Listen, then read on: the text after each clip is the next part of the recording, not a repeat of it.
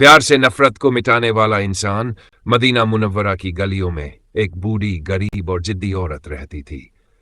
हर रोज जब हजरत मोहम्मद सल्लल्लाहु अलैहि वसल्लम मस्जिद नबवी की तरफ नमाज के लिए जाते, वो औरत अपने घर की छत से कूड़ा फेंक दिया करती थी। लेकिन आप सल्लल्लाहु अलैहि वसल्लम कभी कुछ नहीं कहते, सिर्फ चुपचाप मुस्कुराकर आगे बढ़ जाते। दिन बीतते गए। लोग हैरान थे कि आखिर आप सल्लल्लाहु अलैहि वसल्लम उसे कुछ क्यों नहीं कहते। फिर एक दिन जब आप उसी गली से गुजरे तो देखा आज कूड़ा नहीं गिरा। आपने पूछा वो बूढ़ी औरत कहाँ है? लोगों ने कहा या रसूल अल्लाह सल्लल्लाहु अलैहि वसल्लम, वो आज बीमार है, कई दिनों से बिस्तर पर है। ये सुनकर आप सल्लल्लाहु अलैहि वसल्लम फौरन उसके घर चले गए। दरवाजा खटखाया। जब वो औरत दरवाजे पर आई तो हैरान रह गई। सामने वही शख्स खड़ा था जिस पर वो रोज कूड़ा फेंकती थी।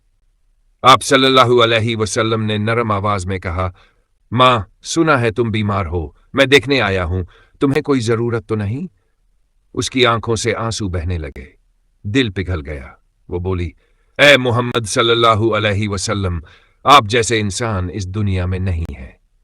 और उसी पल उसने कहा, मैं गवाही देती हूं कि अल्लाह एक है और मोहम्मद सल्लल्लाहु अलैहि वसल्लम उसके सच्चे रसूल है। आप मुस्कुराए और कहा, नफरत का जवाब अगर मोहब्बत से दिया जाए तो दिल बदल जाते हैं। यही था रहमतुल लिल आलमीन का किरदार, जहां नफरत का जवाब भी प्यार से दिया जाता है। अगर आप भी मानते हैं कि प्यार ही नफरत का असली इलाज है तो दिल से कहिए, सुभान अल्लाह।